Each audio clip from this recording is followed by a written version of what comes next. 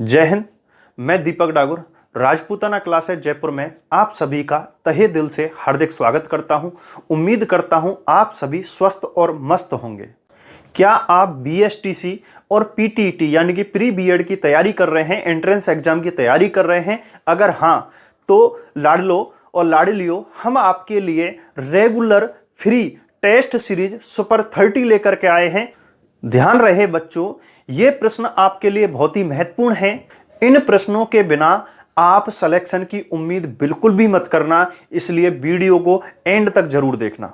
मेरे लाडली और लाडलो, इस चैनल को सब्सक्राइब करके बेल आइकन को प्रेस कर लीजिए ताकि हमारे आने वाली वीडियो का आपको नोटिफिकेशन प्राप्त हो सके।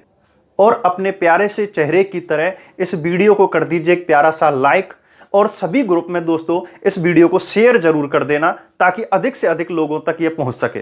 तो चलिए शुरू करते हैं आज की क्लास। क्वेश्चन आपके एईएन 2018 और फायरमैन 2022 में पूछा गया है, निम्नलिखित संतों में से किसने अपने लेखन में मेवाती बोलियों का प्रयोग नहीं किया? क्या कह रहा है कि प्रयोग नहीं किया है, कौन सी भाषा का? मेवाती भाषा का। ठीक है, लालदास, चरणदास, सुंदरदास, सहजोबाई। ठीक है दोस्तों, तो इसका जो सही आंसर हो जाएगा वो क्या हो जाएगा? सुंदरदास। सुंदरदास जी का जो संबंध है वो दादू संप्रदाय से है। कौन से? दादू संप्रदाय से है। और सुंदरदास जी का जो जन्म है वो खंडेलवाल वैश्य परिवार दौसा में हुआ था। ठीक है, और ये आपके आ गए थे कहाँ पर? जयपुर में आ गए थे। ठीक है, इन्हें कई सारी भाषाओं का ज्ञान था सुंदरदास जी को, लेकिन इन्होंने अपनी भाषा में मेवाती भाषा का प्रयोग नहीं किया है। मेवाती भाषा का प्रयोग करने वाले लालदास जी हैं, नगला भरतपुर में इनकी पीठ थी। ठीक है, चरणदास जी हैं, इनकी पीठ दिल्ली में थी। और इन्हीं की दो शिष्या थीं, सहजोबाई और दयाबाई। और इन तीनों ने अलवर के होने के कारण, मेवात के क्षेत्र के होने के कारण, अपने ग्रंथों में इन्होंने मेवाती भाषा का उपयोग किया है। ठीक है, चलिए अगला क्वेश्चन।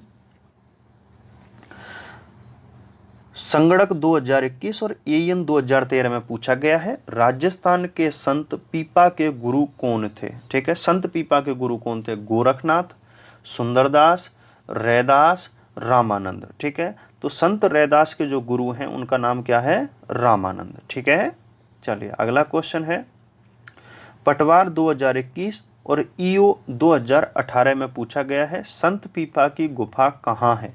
ठीक है, अब देखो ये जो क्वेश्चन है ये पटवार में जब दिया गया तो इसका आंसर कुछ और मान लिया गया। ठीक है, यानी कि इसके गागरोन मान लिया आंसर उन्होंने। ठीक है, बोर्ड ने, अधीनस्थ बोर्ड ने।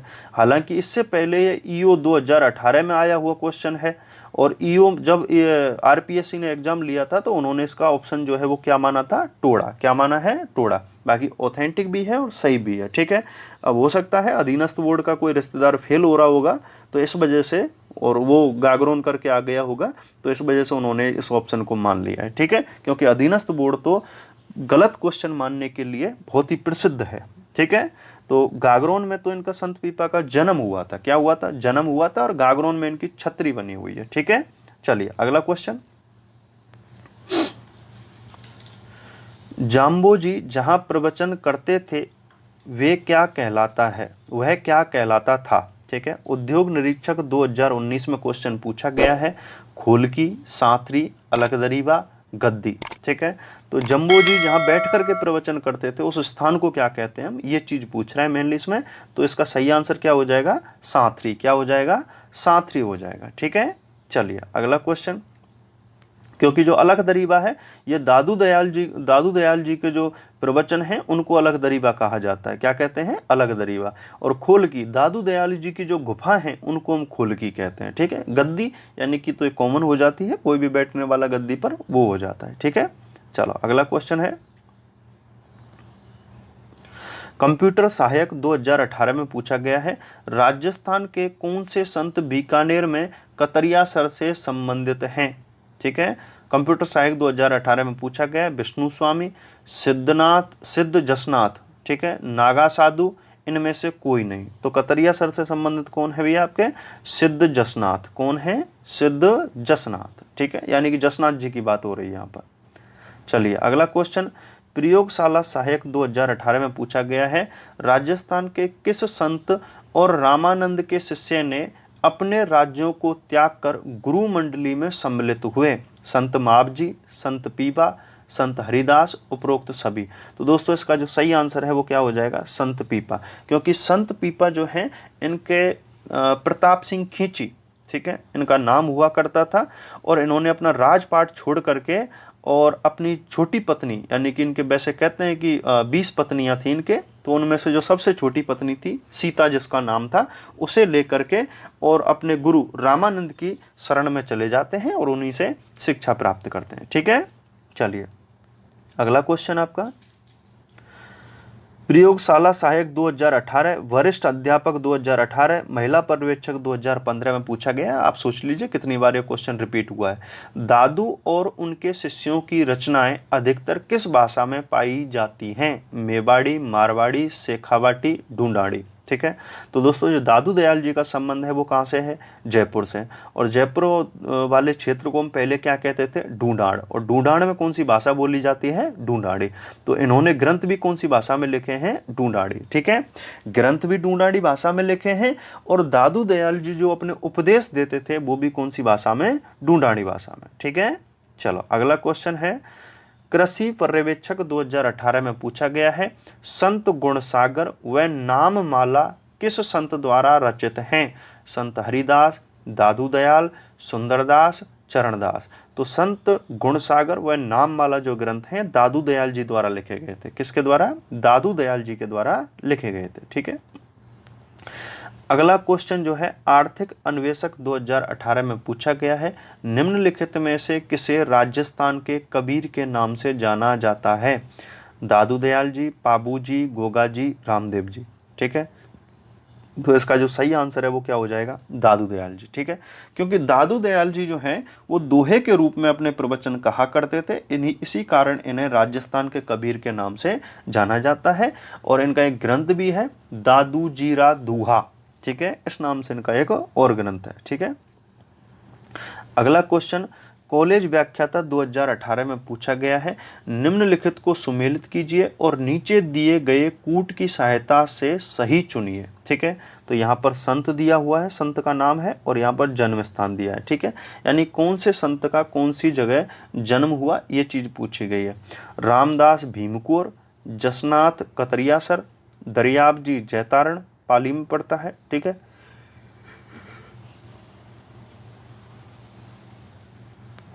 चरणदास डेहरा। ठीक है दोस्तों, तो देखो ये आपस में सारे के सारे सुमेलित कर रहे हैं। रामदास जी का जन्म भीमकुर में हुआ था, जसनाथ जी का कतरियासर बीकानेर में हुआ था, दरियाब जी का जैतारण पाली में हुआ था, चरणदास जी का जो जन्म है वो डेहरा अलवर में हुआ था। ठीक है, तो 1 2 3 4 यानी कि इसमें आपका डी सही हो जाएगा। ठीक है, 1 2 3 4।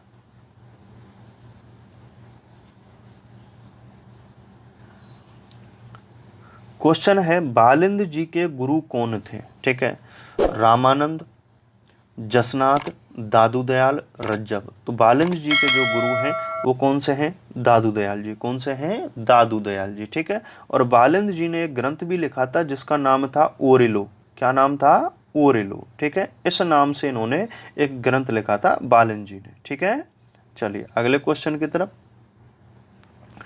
लोक संत जम्बो जी का जन्म कब हुआ? 1652 ईस्वी, 1498 ईस्वी, 1444 ईस्वी और 1451 ईस्वी। तो दोस्तों जम्बो जी का जो जन्म है वो 1451 ईस्वी में हुआ था। कब हुआ था? 1451। ठीक है, चलिए अगला क्वेश्चन है, कौन सा कूट सुमेलित नहीं है? ये पूछ रहा है। यहाँ लोक संत दिया हुआ है और यहाँ जन्म वर्ष दिया हुआ है। ठीक है, मीराबाई 1498, दादू दयाल जी 1544, जसनाथ जी 1482, चरणदासी 1503।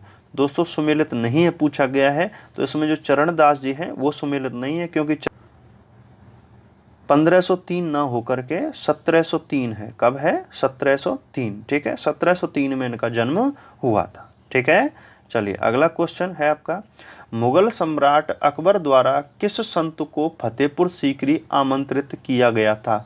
सुंदरदास, दादू दयाल, लालदास, चरणदास। ठीक है, तो अकबर ने यानी कि अकबर की बात कर रहा है। अकबर ने किस लोक संत को अपने दरबार में निमंत्रण दिया था, आमंत्रित किया था? तो इसमें सही आंसर जो है वो हो जाएगा दादू दयाल जी।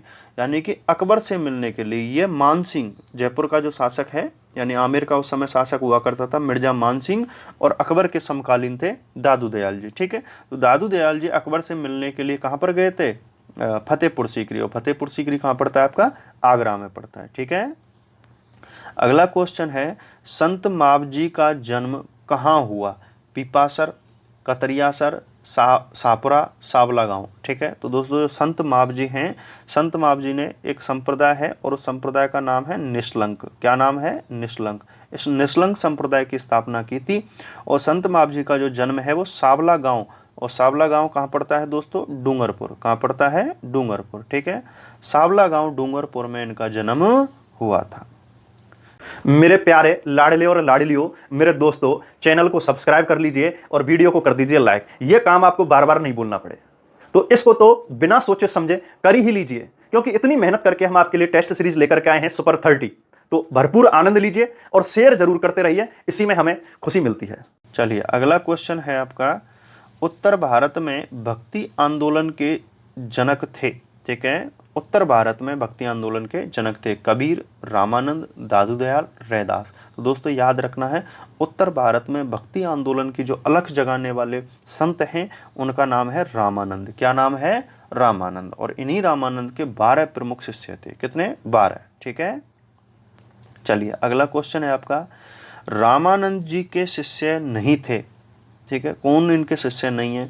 कबीर, रैदास, धन्ना जी, पीपा जी, सदना जी, सेना जी, अनंतानंद, भावानंद, सुखानंद, नरहरियानंद, पद्मावती, सुरसुरी, सुंदरदास, माधोदास, गरीबदास, मिस्किनदास। ठीक है, तो रामानंद के शिष्य कौन नहीं है इनमें से? तो आपका आंसर हो जाएगा डी। को क्या हो जाएगा? डी। क्योंकि सुंदरदास, माधोदास, गरीबदास, मिस्किनदास ये चारों के चारों दादू जी के शिष्य हैं। किसके हैं? दादू जी के। ठीक है, दादू जी के शिष्य रहे हैं। जबकि कबीर, रैदास, धन्ना जी और पीपा जी और आपके सदना जी और सेना जी, यहाँ तक के जो संत हैं, ये ऊपर के 4 और ये नीचे के 2, ये वाले आपके निर्गुण भक्ति के हैं। कौन सी के हैं? निर्गुण भक्ति शाखा। यानी कि रामानंद जी के शिष्य 2 तरीके के थे, एक तो सगुण भक्ति को मानने वाले और एक निर्गुण भक्ति को मानने वाले। तो कबीर, रैदास, धन्ना जी, पीपा जी, सदना जी और सेना जी, ठीक है, ये निर्गुण भक्ति के थे। ठीक है, अनंतानंद, भावानंद, सुखानंद, नरहरियानंद और पद्मावती और सुरसुरी, ठीक है, ये वाले जो हैं ये सगुण के थे। ठीक है, सगुण भक्ति को मानने वाले थे। और इस तरीके से रामानंद जी के कुल कितने शिष्य हो जाते हैं? 12। कितने हो जाते हैं? 12।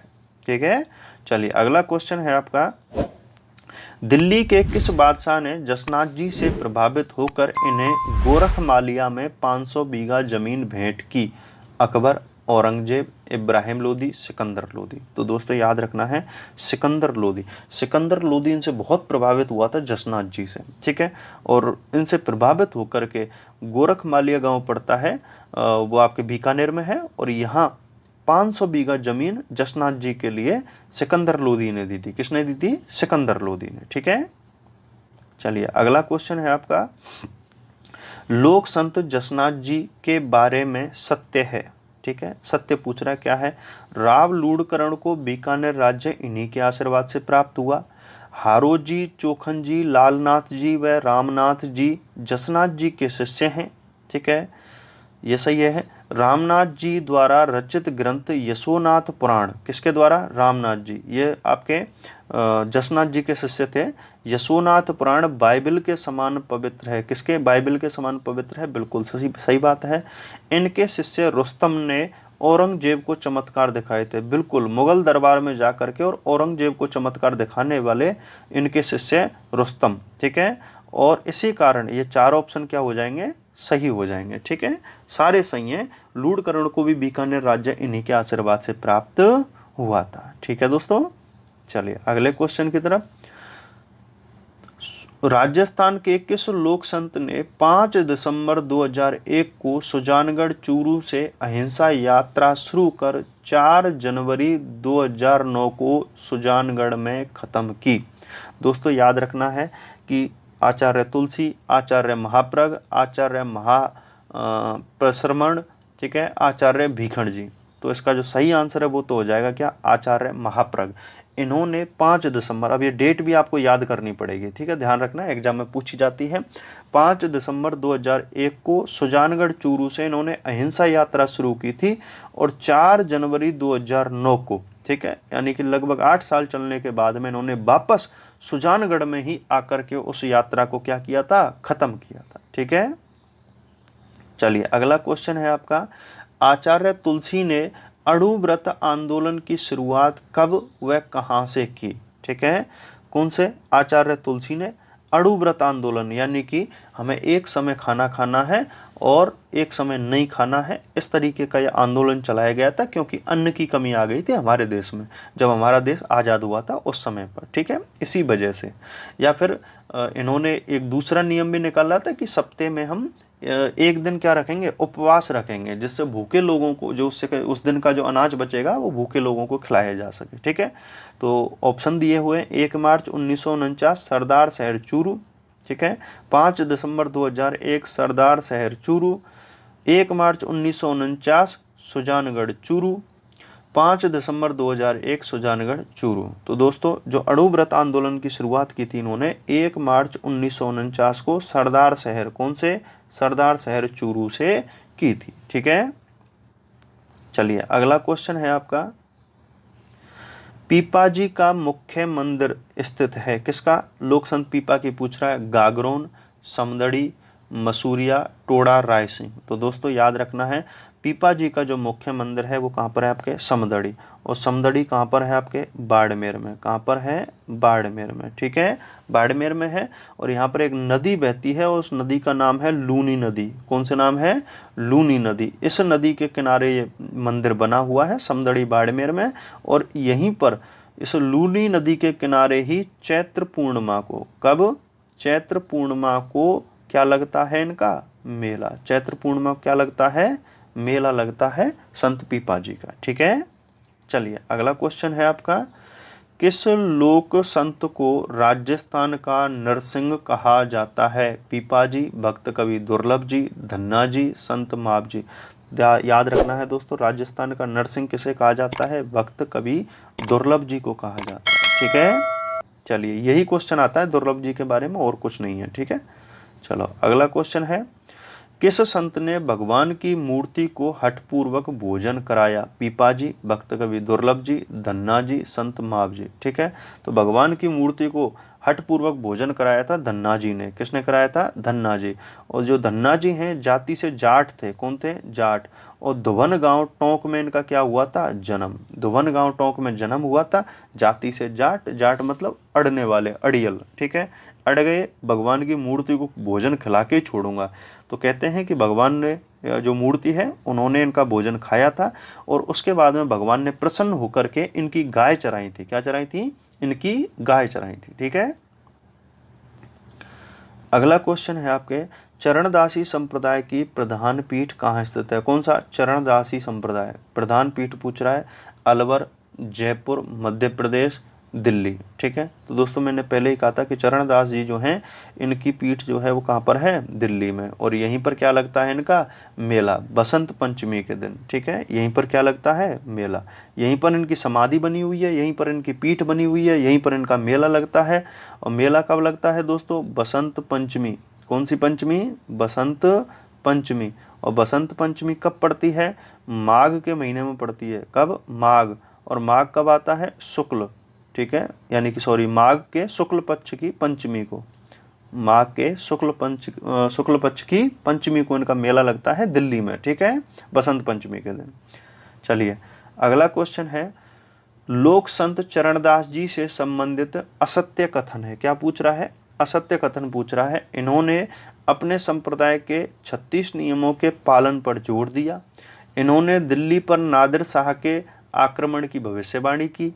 ये मेवात क्षेत्र में जन्मे तथा दिल्ली को इन्होंने अपनी कार्यस्थली बनाया। चरणदास जी ने ब्रह्मचरित्र, भक्ति सागर, ज्ञान सरोदय ग्रंथों की रचना की। ठीक है। तो चरणदास जी की बात कर रहा है दोस्तों, याद रखना दास जी जो हैं इनका जो संप्रदाय उसका नाम है चरणदासी संप्रदाय, ठीक है। और चरणदासी संप्रदाय के जो नियम हैं दोस्तों वो कितने हैं, 42। कितने हैं, 42, ठीक है। तो यहाँ असत्य पूछ रहा है तो इसका ऑप्शन तो हो जाएगा ए, क्योंकि जो 36 नियम हैं, 36 नियम किसके हैं, आपके जसनाती संप्रदाय के। किसके हैं, जसनाती संप्रदाय के, ठीक है। चलिए अगला क्वेश्चन है आपका, राजस्थान के किस लोक संत को हिंदी साहित्य का शंकराचार्य कहा जाता है। हिंदी साहित्य का शंकराचार्य, भारत का दूसरा शंकराचार्य ये भी कहा जाता है इनको, ठीक है। चरणदास, सुंदरदास, माधोदास, दादू दयाल जी। तो इसका जो सही आंसर है वो क्या हो जाएगा, सुंदरदास। क्या हो जाएगा, सुंदरदास हो जाएगा, ठीक है।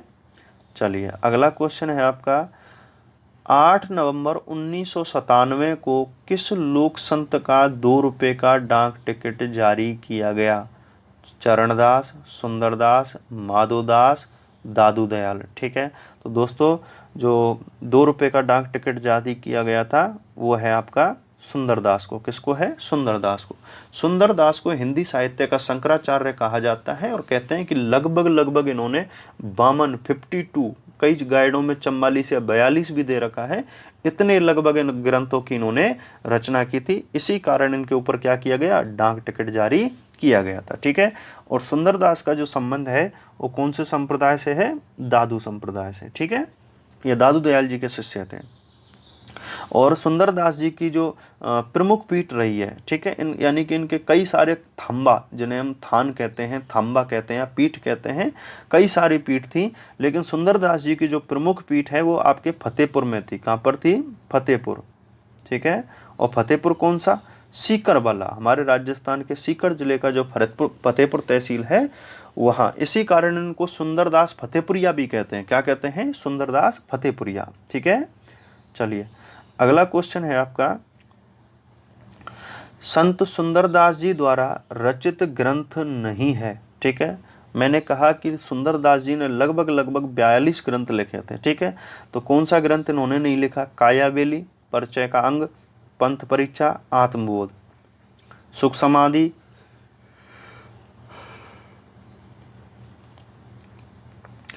समाधि, सदगुरु महिमा, स्वप्न बोध, बावनी, 12 अष्टक, रामजी अष्टक, पीर मुरीद अष्टक, ज्ञान समुद्र, ज्ञान सवैया, सुंदर विलास, सुंदर सार, सुंदर ग्रंथावली, ठीक है। तो इन्होंने कौन से ग्रंथ नहीं लिखे हैं वो चीज़ पूछ रहा है आपके, ठीक है। तो दोस्तों याद रखना है कि इन्होंने ये नीचे के जो ऑप्शन दिए हुए हैं ये सारे के सारे ग्रंथ लिखे हैं और यहाँ पर पूछा है कि ग्रंथ नहीं, ठीक है। तो इसका हो जाएगा आंसर ए। क्या हो जाएगा, ए हो जाएगा, क्योंकि कायाबेली, परिचय का अंग, पंथ परीक्षा, आत्मबोध ये लिखे थे आपके दादू दयाल ने। किसने लिखे थे, दादू दयाल जी ने लिखे थे, ठीक है।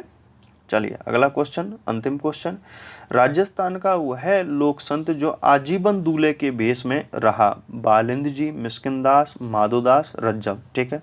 तो दोस्तों याद रखना है, रज्जब जी। कहते हैं कि दादू दयाल जी की जब मृत्यु हो गई थी तो आपके रज्जब जी ने क्या किया, अपनी आंखों पर पट्टी बांध ली थी। क्या बांध ली थी, पट्टी बांध ली थी। अपने गुरु को बहुत मानते थे और इससे पहले एक जो घटना होती है शिष्य कैसे बने उसका भी हमें यहाँ जिक्र इस क्वेश्चन में किया गया है, उसी के ऊपर क्वेश्चन है ये आपका। तो कहते हैं कि रज्जब जी जो हैं ये शादी करने के लिए जा रहे थे, विवाह करने के लिए जा रहे थे और रास्ते में इन्होंने एक संत के प्रवचन सुने और उन संत के प्रवचनों से प्रभावित होकर के उस संत के पास में जाते हैं और उस संत का नाम था दादू दयाल। क्या नाम था, दादू दयाल। तो कहते हैं दोस्तों कि ये अपने शादी के लिए, निकाह करने के लिए, जाति से क्या थे, मुसलमान थे, ठीक है, निकाह करने के लिए नहीं जाते हैं और सुंदरदास जी के शिष्य बन जाते हैं। और इन्होंने कहा कि मैं आजीवन दूल्हे के बेस में ही रहूंगा, क्योंकि मैं शादी करने जा रहा था और मेरी शादी तो किससे हो गई, मेरे गुरु से हो गई, ठीक है, मेरे गुरु के वचनों से हो गई है। तो ये आजीवन कुंवारे रहते हैं लेकिन दूल्हे के बेस में रहते हैं, ठीक है। और सांगानेर में, कहाँ पर, सांगानेर में इनकी प्रमुख पीठ बनी हुई है, ठीक है, किसकी, रज्जब जी की, ठीक है, यानी कि रज्जब पंथी या रज्जब संप्रदाय उसे हम कहते हैं, ठीक है। तो आज की क्लास होती है यहीं पर समाप्त। जय हिंद। उम्मीद करता हूं कि आपको सभी प्रश्न अच्छे से समझ में आ गए होंगे। कल मिलते हैं अगली क्लास में। जय हिंद।